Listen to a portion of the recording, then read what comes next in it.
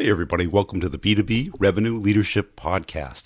Hey, what we do on this podcast is talk about what B2B sales and marketing leaders, operators, and experts are doing today to really break through and grow their businesses at exponential levels.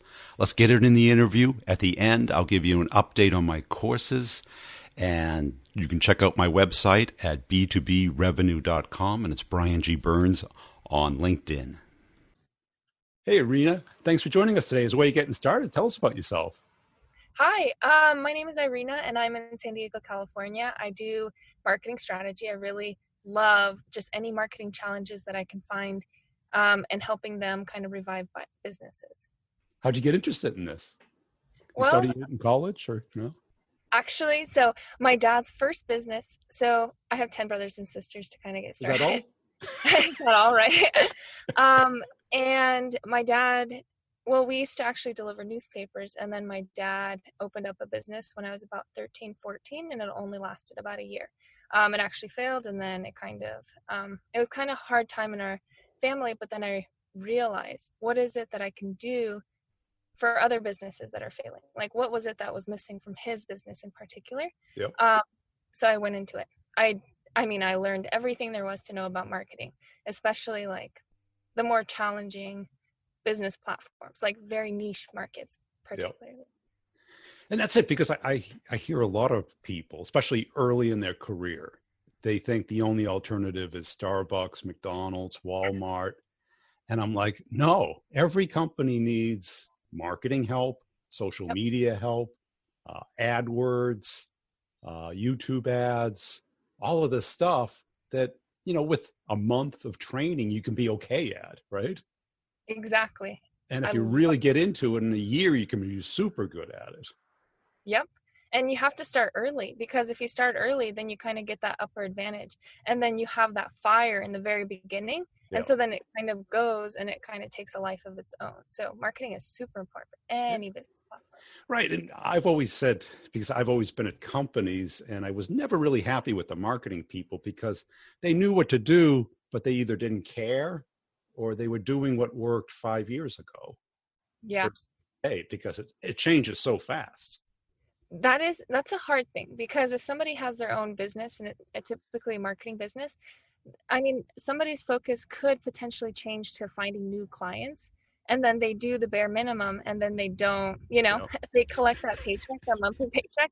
And I know it's something that I have to fight to make sure to stop myself from. I only take a certain amount of clients, and I have to make sure, focus on who you have, because word of mouth marketing is like the most important way to.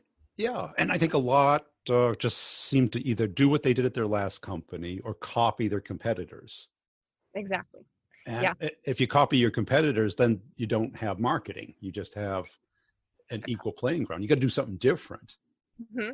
I do think that finding what the competitor is doing is super important. So like right when I get like any kind of business model, I look at what the competitors are doing. I look on the back end of their website, find out what keywords they're ranking for, find out exactly what it is that they did. But finding the new ways, that's exactly. And you know what? A lot of the times I found that press is the best way to kind of, it's something that not everybody's doing, but it's something that gives it the brand awareness instantly. Well, that's it. When it's social proof and content in once, right? Yep. Because someone else is writing about you or talking with you or about you instead of just you. Yeah. Yep. Yeah. Oh, who's your ideal customer?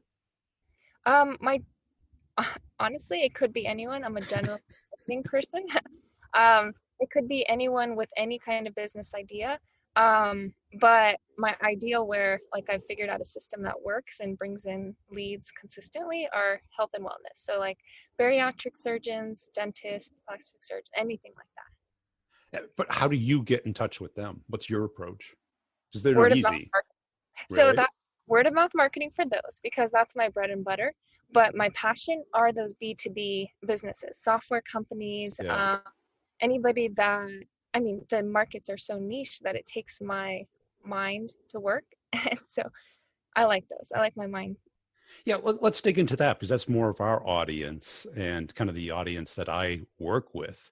When you go into a software company, what's your process? Um, oh, and like getting any software company? Yeah, let's say they want to work with you. Yes. How do First, you get them to kind of cooperate, and how do you come up with your strategy? yeah, well, the first process is to make sure I know the company. So I'm going to ask as many questions as I can to kind of know what the business platform is.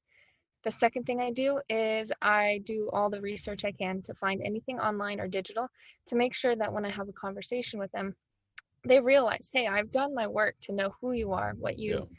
what you bring to the table. And then from there, I basically start going into strategy. And my strategy always has to do with the biggest bang for the smallest amount of Okay. basically what is it that will give us um I mean, I guess if we go into the nitty gritty, like landing pages, finding out, even like Google AdWords, finding out, making sure the landing page converts, looking at past marketing strategies that, are working, but seeing what else I can do to fix them up and kind of giving them my 2 cents that way. So do you do like an audit first to see what they're currently doing and the results they're getting? I always do an audit. Yeah. The reason is because there are little things that I can find that just can make a world of a difference. Yeah. And if somebody's getting instant results, and if they can see instant results, then they'll trust me for the long-term strategy, because that does take trust to kind of 3 months in, and then you'll see results. Because I mean, even like AdWords has turned into a career in and of itself. I mean, I've been doing it almost 20 years, and Yeah, I started on like a family business, and it just blew the business up. And it was like 8 cents back yeah, then. I know, right? Today it's like $80, right? For any click, it's crazy. There are businesses that will light up with Google Ads. I mean, there's one that just you put in $1,000, you'll get back like $10,000. But Yeah. then also ones that don't, and Wow. those are the challenges, because Google AdWords, Facebook, all those, if those aren't working, you have to kind of think out of the box. And Yeah. then for that, it's like reaching out to influencers, finding out, I mean, going direct to people that could market for you, because like physicians who sell it to their clients, Right. anything. And So, that's what I see with software companies. They have a content strategy, which is good, but they don't have a platform or an audience. yep. So Yeah. the inbound, it just doesn't have what it did 10 years ago because everyone's doing it. Yep. Yeah. And there's so many software companies out there. And Yes. it's like you're being sold to. I mean, it's a day and age where everybody's being sold to on a daily basis. And so you kind of have to think creatively. You can't be selling. You have to basically find people that are going to look for you, Yeah. um, and then put yourself there. Because if you're selling, chances are 6 months down the road, that person won't be happy because they feel that they were sold to. If you are if you can strategize a marketing strategy that will make the client feel, or the user feel as though they went after it, Yeah. it's a long-term customer for sure. Right. Kind of educate them and kind of give value to them, build a know, like, and trust kind of relationship before you try and get them to convert. Yep, exactly. And It's so like yeah, so I mean, there are two different kinds of like websites, where one you'd go in and one says try for free or try for $7 for 7 days, anything like that, and yeah. people instantly buy. But the other one is, it kind of goes through different ways that it might help you, and then it says start with a free trial, or it might Right. even like buy at the end. Those, I think, I mean, there's place for both of them, but those ones I would assume, or I might gather, they might have a longer life customer, Yeah. because that person was sold into it instead of just buying it. Right. Yeah. And what do you see people doing wrong mostly, especially on With the with marketing in general or marketing, ads or yeah. Well, first you have to make sure your ad will convert. So make sure it's something that looks good, represents your business, isn't just something that you throw up there with some words on it. Because I mean, first impressions are key. Anything to do yeah. with first impressions. The second thing is landing pages. People don't realize that a click to your website is actually nothing. I mean, that really doesn't do the trick. You have to make sure that your landing page will sell them on what it is that you're giving them. You Yeah. basically got 20% with the Google click. That's how I think about it. And how about as far as like pinpointing the ad as focused as possibly can? You know what's interesting? So at the very beginning, like Facebook ads, Google display ads, anything like that. At the very beginning, I was targeting so strategic. I was basically trying to find out what can I do to make sure that the right audience sees this. And Yep. then I learned about adding in your whole client list and basically creating lookalike audiences from that. And then once you have the pixel installed and you're running Google ads, basically that pixel is doing more work for you than the targeting is. So then you have that pixel running and Yep. retargeting people for you. And so just making sure that the little things are done in the beginning so that Google and Facebook and all them are gathering the right data Yep. will set you up for the future. So you're a fan of retargeting? I'm a fan of retargeting. Because it works. I mean, that's where I see results. Yeah. How about as far as when you pick a channel, when do you know it's the right channel? LinkedIn, Facebook, YouTube, Google AdWords? So typically I put, like, for example, let's say for a client, this is actually how some, I say, here, give me $100. Let me show you what I can do with it. Well, if it's actually that's B2C. If it's a B2B client, I say, give me $1,000. Let me show you what I can do with it. And I put in a little bit of money to every single avenue and I see where my first lead is. And then I put in 20% of whatever it is that I have more into it. If I get another lead, that's where I'm going to focus just to get the person, like those instant leads. I kind of forgot what your question was, but it finding the channel. And so you would spread it across evenly or? Evenly at first with the first half 20 with the first 50%, and then I'm going to put in 20% more for the one that works, and if it gives me another lead, then that's what I'm sticking with just to get started. Because I'm all for finding the cheapest option, because nobody wants to pay I mean, if you can pay $50 here for a lead, on there it's $150. For example, Facebook, for a B2B lead, I can get it for $20 to $70. On LinkedIn, that's like $150, $180 for just a typical software company. So I mean, it's huge. It's finding the cheapest possible option. Yeah. How about podcasts? And have you ever tried ads on podcasts? I actually haven't. And this is so I recently only opened this business, and so I've been looking into like podcasting and the audiences here, because I know that podcasting audiences are loyal and they really like stick to somebody once they like what they hear. And so I guess that's an interesting thought, because now I'm thinking about it. Do you have ads on podcasts? I have a couple of partners, and they've been with me for years. And I don't do any B2C ads. So they're very targeted exactly at the type of people they want to talk to. But because what I see happening is, okay, we've got all these channels, but then influencers are becoming that next layer. Yeah, for sure. Because the know, like, and trust is established, and the audience is already curated. Yep. And I think the old school of, I got their email address. I guess the new school is I got the pixel. Yep. Because the email address you can scrape, you can construct without permission. Yep. Right? Yep. So I see it going to the next level of kind of influencers who have curated the audience you want access to. For sure. It's interesting. So yesterday night I was working on a strategy for a client, and I was looking online for influencers that might relate to it. And I've realized that influencers are kind of expensive. I mean, it's super expensive to get them to even consider something. And so I looked into dog influencers. So I looked into dog influencers with local followers. And so what I did was I reached out to them, and then we're scheduling like this grand opening with the dog influencer there with the local following and doing a giveaway. Yeah.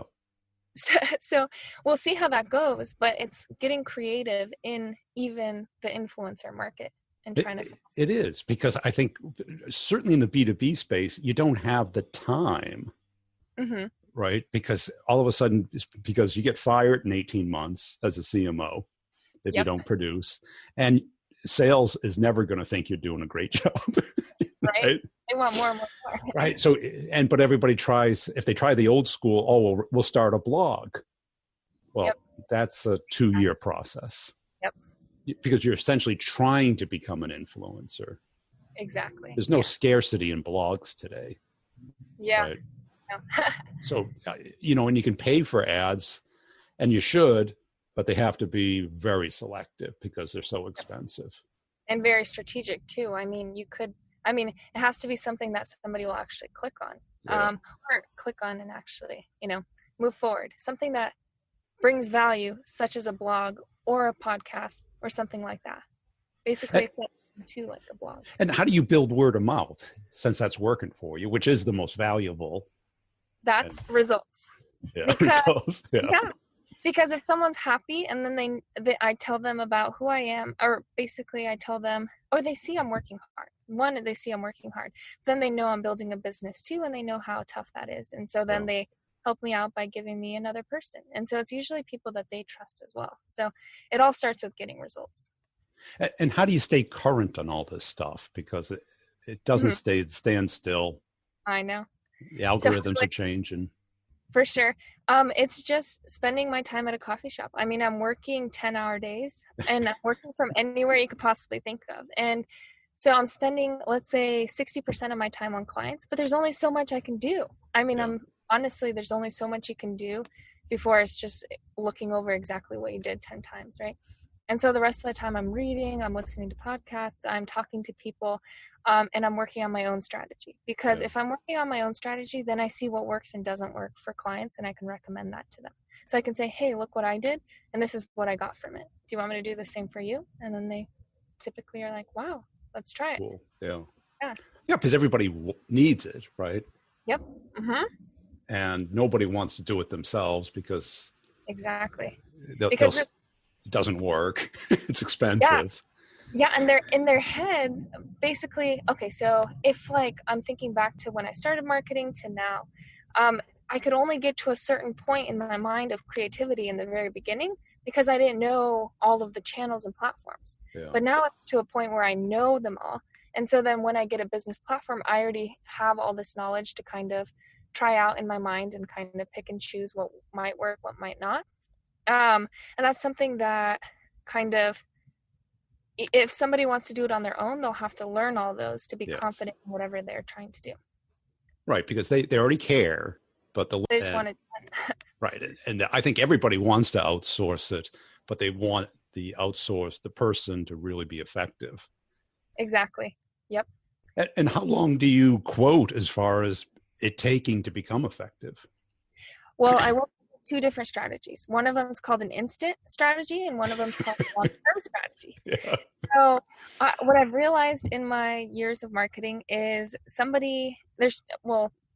people don't like to wait for results. And so they like to see something right away. And so I'm putting half and half. One, I'm making sure I show people instant results, which you can do that in the marketing field. But the thing is, when you're paying somebody a lot of money, typically they're trying to make sure you have the longest results because marketers want to make sure that it grows and that people don't get stuck on those instant results. But I love the instant results. It's like, for example, throwing up a Facebook lead generation ad and having it get in those leads. Yes, it has to go to the sales team and it takes time and maybe 30% of them work out, but they see that something's working, right? And then meanwhile, I'm working on the landing page, the influencer marketing, finding out new partners for them, partnership opportunities, collaborating with local businesses, making sure fixing up the website. If I see, for example, let's say 10,000 hits to the website, but let's say we have 10 sales, that's even pretty good, but still something's wrong. Just doing those tweaks and making sure everything's looking good, working on video strategy, things like that. And what's the best channel for you in your business? I'd say Facebook and Instagram. It is? Yeah. Yeah. I love it. Google works. There's too many people. Yes. Yeah. Especially the search. Search has too many people. Google display, I love it because you can have the highest reach. And you can have such a high reach. For example, I was actually working for this dizziness and headache client where I was basically marketing to people who have misalignment in their eyes. So it's B2C again. Yeah. And I tried 50-50. I put $500 a month on search and I put $500 a month on display campaign. we got most of ours from the display campaign. And somebody looked at me and I told them about this and they said, oh, no, that's not true. Are you tracking it? I said, of course I'm tracking it. Look at this. All my parameters are there. And so I can see exactly from the start to the finish. And the display campaign beat out the search campaign, which is something that people didn't. I mean, how did you curate the audience? How did you decide who to put the ad in front of? Honestly, okay, so so you'll realize what I do is I start big and I start honing in. And so what I did was I did anything that could possibly relate to it. I put in the URLs of any competitors or anybody else that has similar audiences. I put in all the keywords I can think of. And then once I looked at which websites it showed up on and which ones, like, for example, let's say a gaming website gave me like 100 clicks. It only costs $5, but 100 clicks. I'm like, something's wrong there. They're just accidentally clicking it. So I'll X out that website, even though it was giving me too many clicks. Well, because that bounce rate, you have to make sure people want to stay on your website. But anyway, I go on tangents. Yeah, I would think with something like that, they don't go to that physician first. They usually go to somebody else first. Yep. So maybe either a general practitioner or a chiropractor or somebody. And if you can find target their audience, if they have one. Yeah. But it's interesting. It works in the B2B world too, because the niche markets could be the same for one software and the other software, or one platform and the other one. So like, for example, there's one for dentists, and then you find another software that fills in a different gap for dentists. Yep. Then you retarget their traffic, you put up ads, or you even reach out to them for a partnership, which that's the best way, I think. And I guess you could also interview the doctor and say, what do most of your clients look like? Not physically, but like age. Direct market research. Yeah. Yeah, that stuff works. Cool. It works to find out exactly from word of mouth from somebody else what works and what doesn't, for sure. How much time do you spend on LinkedIn? I can't say I spend too much time on LinkedIn. I do the LinkedIn like lead campaigns. I'm always active on it. I guess I have a team of 9 currently. There's a team of 9 of us. Yeah, we kind of exploded. In 1 year? In 3 months. Yeah. So, I mean, I'm a marketer at heart. I'm doing marketing all day long. And so I did it for myself. Mostly word of mouth, but I said, I want a new challenge. And so that's why I'm kind of reaching out. But LinkedIn, I do have somebody posting organic posts and commenting on any trending posts, to get awareness out there. Yep. Making sure to put out a lead generation campaign maybe once a month to get like word out. Posting articles, things like that. But I can't say I spend too much time on it. Yeah. Because there's a pretty big software community, certainly in Los Angeles. Yep. And you're an hour south of there, right? Or hour and a half. San Diego probably has a reasonably good technology community. What's interesting is actually they're trying to build a startup community here. And so they're trying, because LA's filling up, and so now they're going to move everybody here, which is going to be good for me, right? Right. So I can help out, right? But yeah, I do see what you're saying about LinkedIn working for that. But if I bring in the example about that dental software, Facebook got me, let's say, a $30 to $40 lead.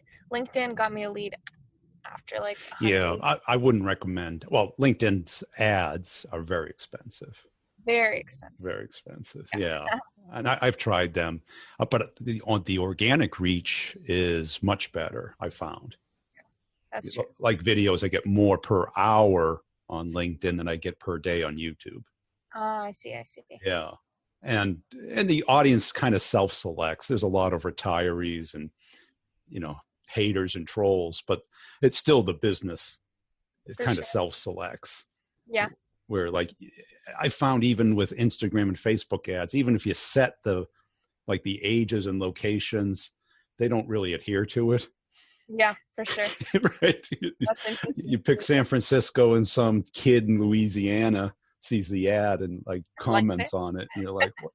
I paid for that? Right. It's funny. Clients bring that up. They're like, why did somebody from India like my ad? I'm like, I did what, right. I have my targeting down. Yeah. Yeah. That's just yeah. But it's interesting you mentioned YouTube. It seems that YouTube has become so saturated with like, Yes.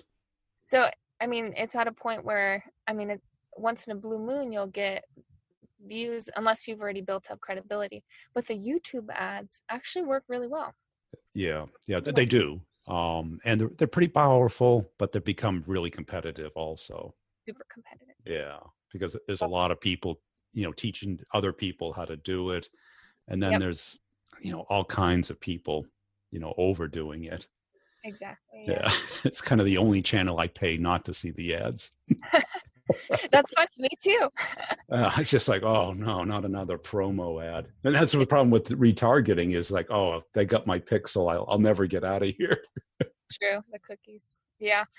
But for some reason it still works, right? I mean, for example, if you ask like, do you ever click on a search ad on the top or do you scroll down? Like if you're searching for something, do you ever click on a search ad? Well, I typically don't, especially like if I search for the company and they post an ad up there, because that ad will put me into a form and not onto the website. Yeah. And I think the form is too fast. Yep. I'm not clicking to give you my stuff without you doing something, right? Yep. I'm not interested yet. I'm just curious now. Mm-hmm. Satisfy my curiosity and build my interest, and then I'm willing to get on a list or something. And that's just me, especially when you see people will pay for the ad and then theirs is the next one down. For sure. Right, so they're paying $15 to annoy somebody. Yep. The smarter thing was like what I always just do is like I'd pay to be in front of my competitors. Mm-hmm.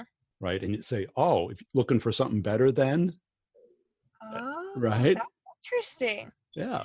Then you target just the competitors. Well, not just, but not others. But yeah. I see the strategy. Right. I haven't tried that. That's very, very interesting. Right. That's key because all of a sudden they put all this money into SEO, and they're coming down to number 4, and you're number 1 or 2. Yeah, for sure. Super cool. I'm gonna try that. Yeah.